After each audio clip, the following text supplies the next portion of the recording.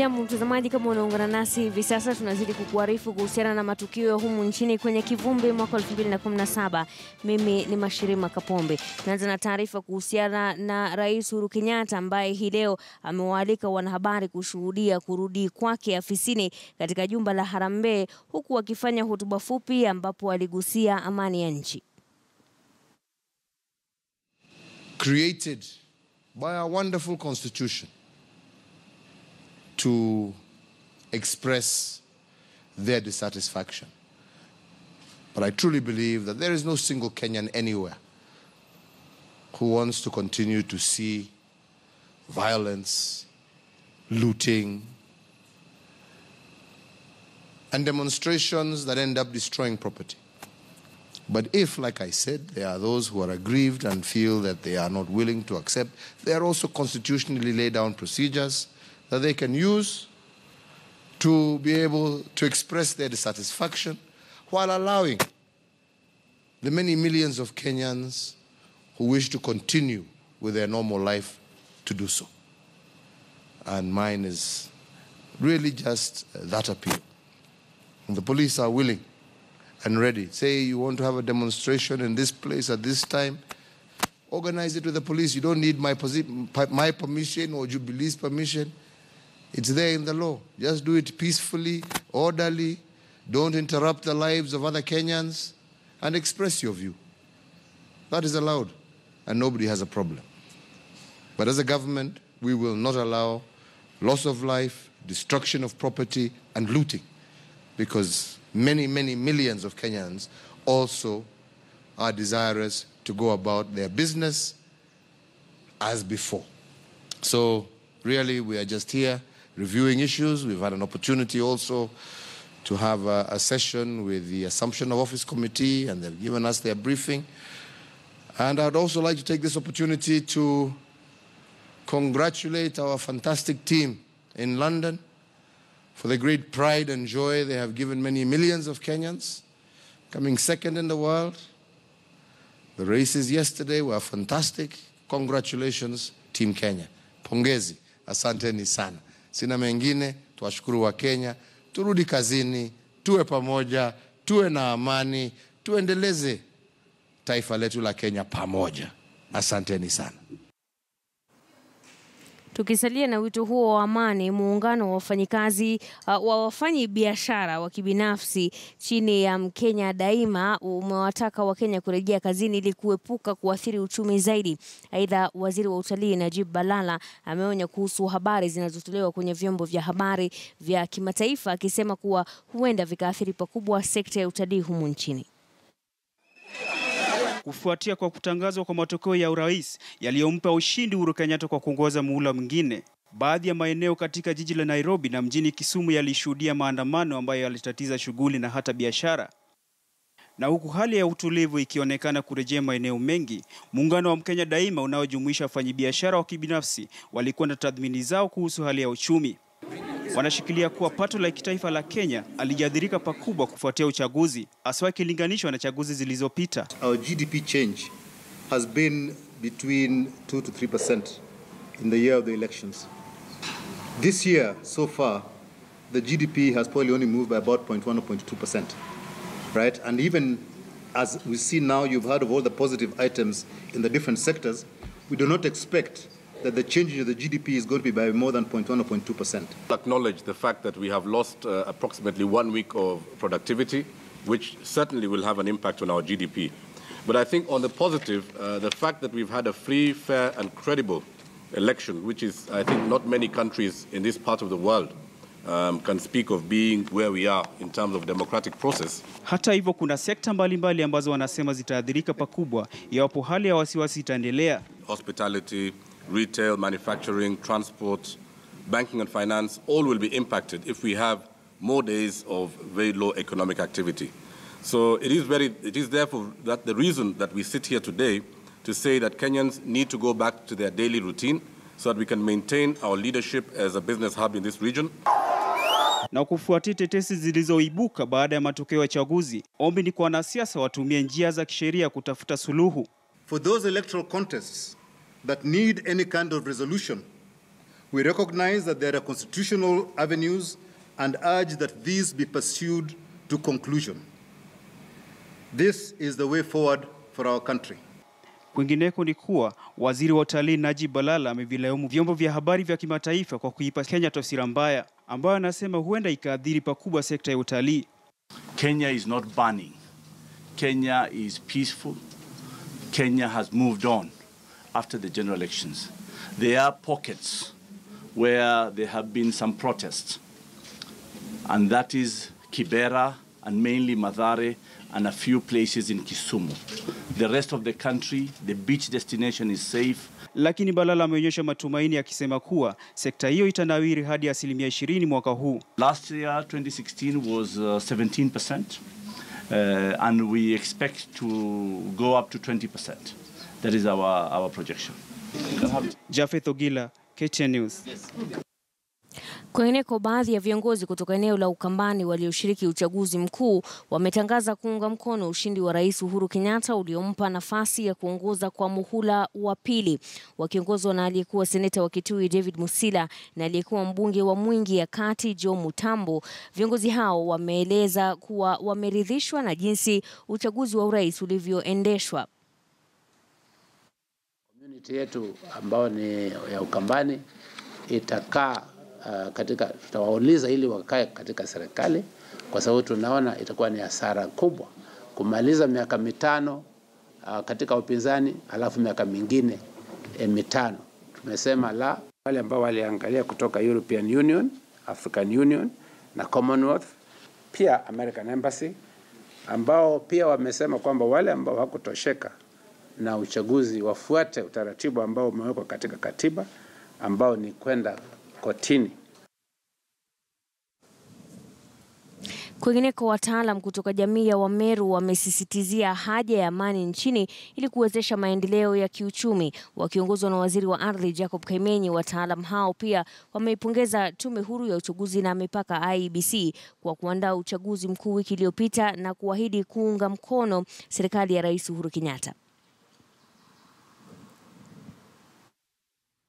Meru professionals wish to also congratulate IEBC for conducting elections in the most professional manner, as emphatically echoed by local and international observers. They have, without any shred of doubt, done this country proud. Meru professionals, ladies and gentlemen, will continue to support the Jubilee government in order to achieve its commitments to the Kenyan people. Kwingineko, gavana mteule wa kaunti ya Kisumu Profesa Anyang' Nyong'o amezuru familia ya msichana mchanga anayedaiwa kupigwa akiwa kitandani kule Nyalenda wakati wa maandamano jijini Kisumu. Mtoto huyu amelazwa kwenye chumba cha kuhudumia wagonjwa mahututi katika hospitali ya Aga Khan jijini Kisumu. Nyong'o amelaani kitendo hicho akisema ilikiuka haki za binadamu. Ametaka polisi waliohusika kuchukuliwa hatua za kisheria.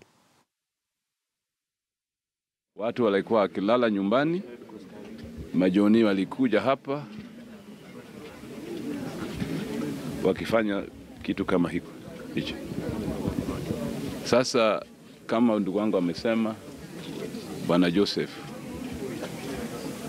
serikali sema ya kwamba pigeni kura jameni, muende nyumbani, mukae. Hawa jamaa walipiga kura, hata Bwana Joseph alikuwa agent yangu huko Victoria.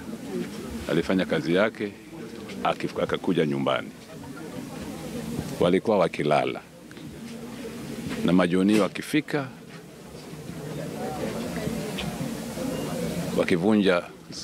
wakizaidi kuvunja mlango, hawakufaulu na baadaye wakiweka tiagas huko. Na mtoto mdogo, mtoto mchanga, mwezi 6, Samantha, analazwa hospitalini. Mimi nilikuwa huko jana usiku kuona mtoto. It is not something that you want to countenance. Nasikia vibaya sana nikitolewa kwangu, nikipigwa na naumiza mwanangu. Inaniuma sana. Hiyo tu ndio kutaniuma. Hata sasa sijui. Nani? Sio nitasema nini? Nasikia uchungu mali niko sisikira. Nimeshindwa kulala siku zote. Nashinda nikangaika huku na huku. Unajua, it's a very sad thing. The government should not act like that. It's a very sad thing. Kutoa mtu kwa nyumba yake kwenda kumpiga. Kiwango paka unapiga mtoto wake. Hata angekuwa mwanangu ule mkubwa hata nimpata the next day sikuwa najua mali yuko. Unaona? Sikuwa najua mali yuko.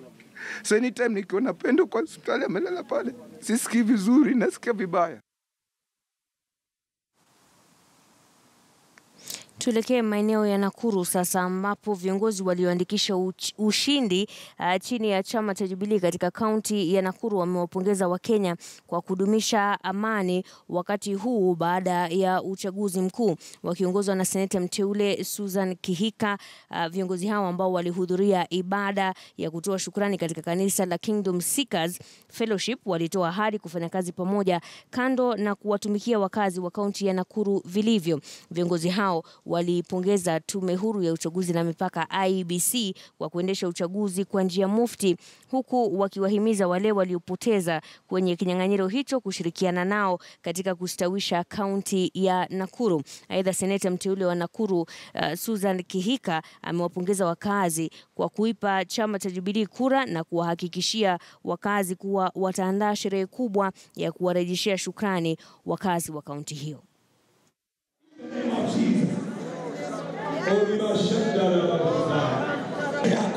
I declare the place of recovery as you advance in the mighty name of Jesus, and we declare we are going to advance as a people, as a nation. Of mine, Hawa, she is Muslim by faith, and as a pastor you are talking.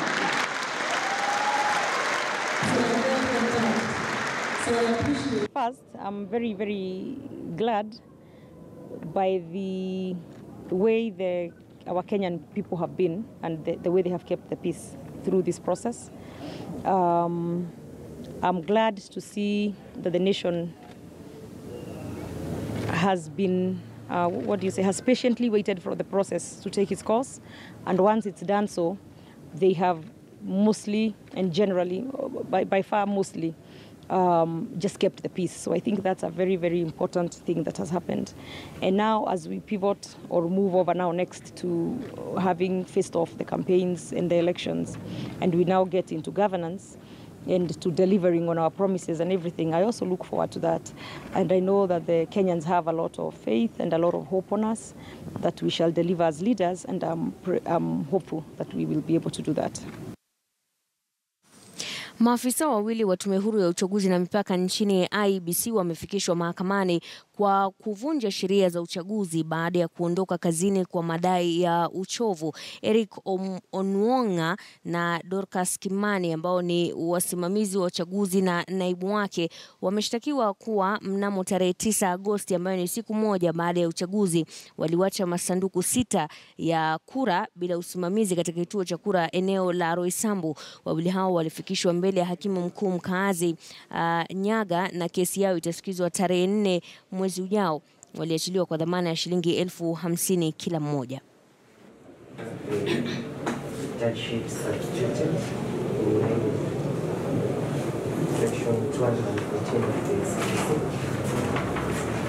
Makao ukiwa awaledi Fatma kwenye station kule Karabagi tarehe sub-county kaunti ya Eldoret kinyume sheria kuweza kupiga kura. Kwingineko, gavana mteule wa kaunti ya Pokot Magharibi Profesa John Lonyangapuo ametoa wito kwa wafuasi wa NASA kutulia, huku akiwaonya polisi dhidi ya kutumia nguvu kupita kiasi dhidi ya wananchi. Akizungumza huko Kapenguria, Lonyangapuo amesema ni kawaida kwa wale waliokosa ushindi kuungulika, lakini wanapaswa kufuata sheria wanapotafuta suluhu ya lalama zao. Aidha, amesema madai ya polisi kutumia nguvu kupita kiasi dhidi ya waandamanaji utazidisha uhasama humu nchini. Sisi si wageni. Wacha niseme hivyo kwa sababu tumeanzia hapa. Mara nyingi tunaenda kanisa nyingi kama viongozi, lakini lakini sisi tuna belong hapa Deliverance Church.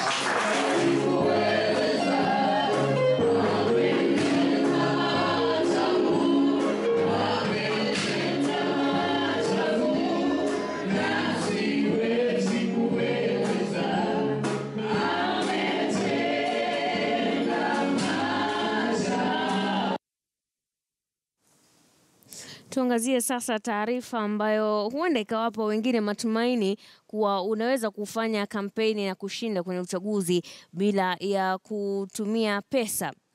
Sio kutumia pesa nyingi ama kututumia pesa kabisa, kama anavyoarifu Abula Ahmed kumhusu John Paul Mwirigi ambaye aliweza kushinda kiti cha eneo bunge la Igembe Kusini. Huku matokeo ya uchaguzi yakiendelea kutangazwa katika sehemu mbalimbali nchini, eneo bunge la Igembe Kusini lilimkaribisha kiongozi mpya ambaye huenda akawa mbunge aliye na umri mdogo zaidi kwenye bunge la 12. John Paul Mwirigi aliye na umri wa miaka 23 alizoa kura 19,624 dhidi ya mpinzani wake wa karibu Joseph Mwereria ambaye alipata kura 16,117. Mwaka wa 2013 tarehe 26 ndio wakati niliota, hiyo ilikuwa kama ndoto. Na alafu tarehe 28 nikaambia wanafunzi nitakuwa naomba kura mwezi wa 8 ama 2017. Akiwa mwanafunzi wa mwaka wa 3 katika chuo kikuu cha Mount Kenya, safari yake katika siasa haijakuwa bahari shwari. Saa zingine natembea mguu, sina pesa saa zingine kwa mfuko. Nikienda kule wananchi wao wenyewe ndio walikuwa wananipa pesa. Hizi ni pesa za kupiga siasa au za kukunywa kachai nikiwa natembea. Katika sehemu hii John anafahamika kama mtu wa watu. Ingawa hakuwa na fedha, jina wala rasilimali katika kampeni zake ambazo mara nyingi zilifadhiliwa na wananchi. Tulikuwa na sembo moja ambayo tulikuwa John Paul ambaye angeweza kununua hata koti. Na kwa hivyo tulikuwa na advantage kwa maana tulimjua sana kwa ile purova yake ambayo tulimpenda nayo sana, na tulikuwa tukiambia hata wamama wetu wa Kongwe hakutakuwa na stress, tutakuwa tukiangalia hiyo purova, ukienda hapo una mark purova na mwisoe mtu wetu wa purova ndiye ameshinda. Ile nyumbani tunajua ako na mama tu, baba yake hayuko. Sasa tulikuwa na ile uzuni ya kuwa mama analea mtoto yeye mwenyewe, na tulikuwa tunamtakia kila laheri apate hiyo kibali ndiye aweze kuinua hata mama yake nyumbani. Isitoshe alishindwa kuweka mabango ya kampeni huku akitumia sweta kama nembo yake kuu. Wakati ambapo wapinzani wake walitumia magari na njia zingine za usafiri ili kujipigia debe katika sehemu mbalimbali, John Paul Mwirigi alitumia baiskeli katika kampeni zake. Baiskeli ambayo hivi sasa imemfikisha bungeni. Abula Ahmed, KTN News, katika mji wa Kirendene, eneo bunge la Igembe South, kaunti ya Meru.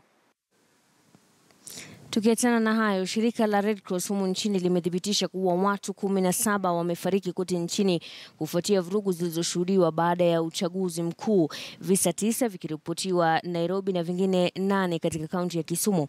Hata hivyo, wameelezea kuwa utulivu umezidi kushuhudiwa, huku wakiwaonya wananchi dhidi ya habari za kupotosha zinazosambazwa kwenye mitandao ya kijamii kueneza vurugu.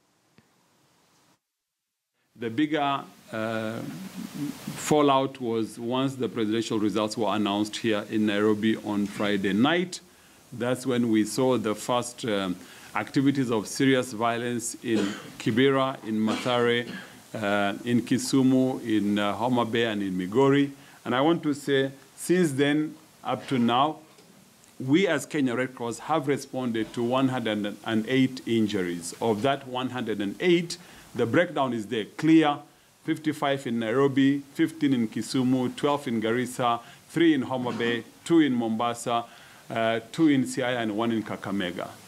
And what are these injuries? These injuries are you have head injuries, you have gunshot wounds, you have fractures, soft tissue injuries. Last night, I think, was the height of what you may then call fake news, in terms of the messages that were going around and the calls that the Red Cross was getting. I and my staff and our 24-hour call center here asking us to go to Mathare and to Dandora to pick up people who are being slaughtered and being butchered and being killed. And I want to say the truth of the matter is those who are issuing out those stories, when you question them, there's no evidence, and it wasn't true. So as a Kenyan, leave alone in my role as Secretary General of the Red Cross, I just want to urge my fellow countrymen and country citizens, let us be sincere to one another. Let us be careful with what we say because it's not helping anybody. Tukisalia na taarifa kuhusiana na usalama katika taifa letu la Kenya, kamanda wa polisi kaunti ya Nairobi Japhet Koome amekanusha taarifa kuwa wanajeshi wametumwa kulinda usalama sehemu kadhaa za jiji la Nairobi. Aidha, Koome amesema polisi hawajatumia nguvu kupita kiasi ila kwenye visa ambavyo wahalifu wamekabiliwa. Ameongeza kuwa lengo kuu la polisi ni kulinda mali na maisha ya raia bila kujali miegemeo yao ya kisiasa. Again, we are caught by wananchi. There are 4 gangsters here, armed, terrorizing us. Our officers rush there. When they get there, they are confronted by this, one of them armed with an AK-47. You know what an AK-47 means? That is an assault rifle. So when we get there, again they fire at our officers. What do you expect our officers to do? And they are armed. Our officers are armed. They know when they are justified to use the fire. So again, the officers respond. 2 of them are fatally injured. We recover the fire. Tell me. Even a layman will tell you when a police officer is justified to use a fire. The situation is almost back to normal. As you can see, people are moving up and down, carrying on with their day-to-day activities. You can see public transport also moving up and down. Therefore, the situation, I would like to state, is back to normal. Kenyans are eager to go back to work and build this country.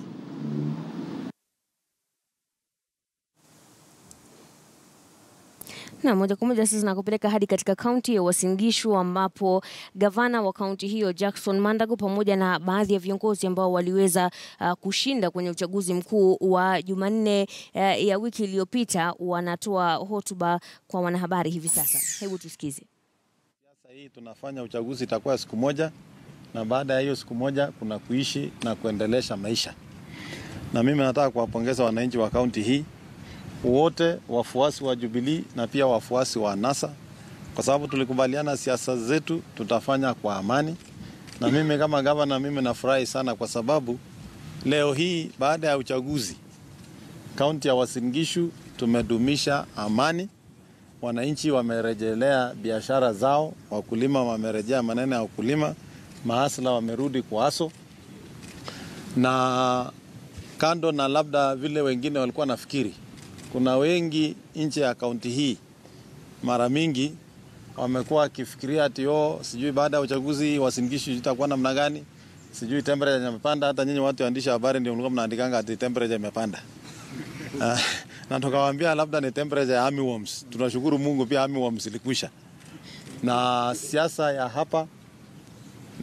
hapa ni siasa moto. It is competitive politics. But that does not mean wananchi wako na chuki wao kwa wenyewe. Nafikiri hii ndio kaunti ambaye sisi tumejifunza kutokana na yale mambo ya awali, na kwa hivyo wananchi wa hapa wanajua faida ya kuwa na amani kuliko sehemu zote za taifa la Kenya. Kwa hivyo mimi nataka kuwashukuru wananchi wote wa kaunti hii kwa kudumisha amani, na hivyo ndivyo tunataka kwenda mbele. Na mimi kama gavana ambaye amechaguliwa na wananchi, wale walinichagua, wale hawakunichagua, sisi zote sasa tunaungana, tunaendesha mambo ya kupeleka kaunti mbele. Leo hii pia mimi nataka kushukuru, tumetoka wadi ya Caps House. Na hiyo ndio wadi kwanza wameonyesha umaarufu, kwa sababu tumekuwa kule kwa mheshimiwa MC ambaye amechaguliwa. Na wale wote walishindwa, pamoja na wale walikuwa kwa NASA, walikuwa kwa ODM, walikuwa sijui kwa Ford Kenya, wale walikuwa wameshindwa kwa Jubilee, wote walikuwa pale kusherehekea ushindi wa ule MC amechaguliwa Caps House, na wote wameahidi ya kuwa watafanya kazi kwa pamoja. Nafikiri hawa wameonyesha mwongozo bora ambao sisi zote sasa kama viongozi tunataka kufuata ili tuhakikishe kaunti yetu imeenda mbele. Kwa hivyo mimi nataka kuomba Wakenya wenzetu kwa zile sehemu ambazo labda iko matatizo kidogo kama Kisumu na wapi, tuwaambie watulie, uchaguzi umeisha. Na kwa kweli bila hata kupita kando kando, hii Jubilee ilishinda. Hii hata mtu akisema nini, jameni, hii tulishinda. Na nasema hivyo kwa nini? Tazama mwaka wa 2013. Sisi hatukuwa na mbunge hata mmoja wa Jubilee the whole of Western Province. Hatukuwa na mjumbe ya Jubilee kule Coast. Kule Kisii hatukuwa na mjumbe wa Jubilee. Kule Ukambani hatukuwa na mjumbe wa Jubilee. Leo hii Kakamega County ambaye ni ngome ya NASA, tulikuwa na wabunge 4 wamechaguliwa kwa tikiti ya Jubilee. Bungoma County, ingawa tulipoteza kiti ya Gavana, na mimi nasikitika sana kwa kupoteza rafiki yangu Lusaka kwa hii kinyang'anyiro ya siasa, tulipata wabunge 4 kule Bungoma. Ukienda Kisii tulipata wabunge. Ukienda kule Pwani pia tulipata wabunge mmoja. County ya Lamu yote kwanza Jubilee ilifagia kuanzia Gavana mpaka wabunge. Ukienda kule Ukambani tulipata. Hizo kura ambazo wabunge walipigiwa kule, pia hizo kura zilipigiwa Mheshimiwa Rais Uhuru Kenyatta. Kwa hivyo mimi nasema hapa na nasimama hapa kupongeza Mheshimiwa Uhuru Kenyatta na Mheshimiwa Naibu ya Rais kwa kuchaguliwa 5 tena, na pia Mandago kwa kuchaguliwa 5 tena. Na pia mimi naambia wale watu wa NASA, asanteni bwana. Kama Mungu asema Mandago tibim, labda asingekuwa area. Kwa hivyo mimi nataka kuambia wa relax. Hata mimi Mungu kwa serikali nitaangalia maslahi yao. Tutaangalia maslahi ya hiyo watu. Lakini wale wa hapa Uasin Gishu hawana shida. Baba mkubwa hakupata, lakini baba mdogo ya area alipata. Kwa hivyo hata hawa area hii hawa watashiba. Kwa sababu tutafanya kazi na wananchi wa kaunti wote bila kuzingatia ni chama gani ule alikuwa ama ni chama gani. Na mimi najua Jubilee kwa uongozi wa Mheshimiwa Uhuru Kenyatta, hapo awali tayari alishathibitisha kuwa yeye ni mtu akishachaguliwa anafanya kazi sehemu zote za Kenya. Sababu ya Jubilee kuchaguliwa na kupigiwa kura hata kwa ngome za NASA ni kwa sababu ya ile kazi serikali ya Jubilee ilifanya. Ukiangalia katika kila kaunti kuna barabara ambayo serikali ya Jubilee ilikuwa inaweka lami. Kwa hivyo wale wananchi ambao wanafuatilia maneno ya maendeleo pia hawa waliwaza na kuwazua na wakasema, kama hii serikali walitufanyia hivi na tu kuwapigia kura, wacha raundi tuwapigie kura, labda hata watakuja kuongeza zaidi. Na kwa hivyo sisi hatuna wasiwasi. Ndani ya serikali ya Uhuru Kenyatta Wakenya wote watahudumiwa kwa usawa, na hiyo sisi tunataka ndio serikali yetu na kaunti na taifa la Kenya iweze kwenda mbele. Mimi napongeza Wakenya kwa sababu hata ingawa tumekuwa na furugu kidogo hapa na pale, by and large hizi uchaguzi zimekuwa wa huru na haki, na nchi nyingi za kimataifa na pia katika nchi ya Afrika walikuwa natazama Kenya. Je, hii uchaguzi wa Kenya utaenda vipi? Na mimi nafurahi kwa sababu ukiangalia zile rizala za heri njema ambazo zinapokelewa zimetoka zote katika mataifa ya Afrika na pia kutoka taifa zingine za nje. Na wale ambao walikuwa wanachunguza jinsi kura zilikuwa zinapigwa, wale international observers, wote wao wamekubaliana na IEBC ya kuwa hii uchaguzi ilifanywa kwa huru na kwa haki. Ile sasa mimi ndaomba IEBC, they have another 5 years to prepare for the next election. We've seen that if we can automate this process of voting, it can be as efficient and effective as possible. The process of voter identification was automated. Lakini the voting process ilikuwa ile mambo ya zamani ya kwenda kumark. We hope now that there are 5 years to prepare. By 2022, we want to do electronic voting, and there will be electronic tallying, and there will be minimum human interface in that electioneering process. We must also make steps as a country. We are a country that is covered almost 90% with fiber. And we don't see any reason why we should not make progress as a country in terms of adopting technology to use in our daily functions. As a county, that is why we are also struggling to make sure we are automating our revenue process so that we are able to pay for your licenses from wherever you are. We really want to encourage government agencies, including ourselves in counties, that we adopt the use of technology to make things efficient and transparent. With technology, there can be very, very little minimum interference, unless really somebody has sat down and really planned to interfere. But by and large, technology resolves most of the things ambaye ingetuletea matatizo. Kwa hivyo mimi nataka kuambia asanteni. Na nyinyi pia watu ya magazeti na TV na radio, raundi hii ya Mungu tuangusha. Leo muliweka story balance. Ingawa najua watu wengine hapa walikunywa maziwa, it's not a bad idea. After all, kwani nani angekunywa hiyo maziwa? It was available kukunywa. Si ndio? Na hiyo hakuna makosa, kwani ilikuwa ya nani? Unajua masiwa ya siasa hainanga dhambi. Wewe ulikuja Mandago, ulikuja. Naam, ni baadhi ya viongozi wa katika kaunti ya Uasin Gishu hapo wakiwa wanaongozwa na gavana wa kaunti hiyo Jackson Mandago wakiwa wanaisifu sana tume huru ya uchaguzi na mipaka IEBC kwa jinsi ambavyo waliweza kusimamia shughuli ya uchaguzi wiki jana, akisema kuwa sasa wameweza kuona kuwa kulingana nao uchaguzi ulikuwa huru na haki, na wanaitaka IEBC kuweza kuweka jitihada zaidi ili ifikapo mwaka wa 2022 shughuli ya kupiga kura iweze kufanyika kiteknolojia, yani kusiwe na ile ambayo wanasema kuwa na foleni kubwa. Kwa sasa ilikuwa sana walikuwa wana kufanya kule kutambulisha wapiga kura pamoja na kutuma matokeo kupitia njia ya kielektroniki. Wanasema kuwa wanataka kuona shughuli zote za kupiga kura ziweze kufanywa kwa njia ya kielektroniki. Pia akisema kuwa japo siasa za Uasin Gishu zimekuwa moto haswa wakati wa kampeni, anasema wananchi hawana chuki na kuwa wale viongozi wote ambao waliweza kuchaguliwa katika kaunti hiyo, kama walichaguliwa na wananchi wote ama wale ambao wengine waliweza kupingwa, bado wanasema wataweza kushikana pamoja, waweze kufanya kazi kwa pamoja na kuweza kuimarisha kaunti ya Uasin Gishu. Kwingineko, viongozi wa Jubilee kaunti ya Nakuru wamekosoa wito wa kiongozi wa upinzani Raila Odinga kuwataka Wakenya kususia kazi. Viongozi hao wamesema tangazo kama hilo linanuia tu kuibua wasiwasi miongoni mwa Wakenya. Mbunge mteule wa Gilgil Martha Wangare amesema wito kwa Wakenya kususia kazi kutaathiri pakubwa uchumi wa nchi hii. Sasa ukikosa kwenda kazini utakula kwa Raila? Utakula kwa Raila? Tusipotoshe nchi yetu. Sisi mnajua ile kifaa ya kupiga kura, si mnaijua? Inafinya hivi inaenda mpaka Bomas. Wale ambao walikuwa observers, Thabo Mbeki ambaye alikuwa rais amesema ilikuwa free and fair. AU observers wamesema ilikuwa free and fair. Hata kanisa walikuwa mle wakasema ilikuwa free and fair. Hata wanahabari walishuhudia na wakaona ilikuwa free and fair. Tunaambia Raila, tafadhali, hii nchi ni kubwa kuliko mtu binafsi. Hii nchi ni kubwa kuliko mtu binafsi. Tusipiganishe Wakenya, tusilete vurugu, tusilete umwagaji wa damu, tusilete kelele kwenye nchi yetu. Kwingineko, naarifiwa kuwa tunapumzika kidogo, tutarejea na taarifa zaidi hivi punde. Usiondoke.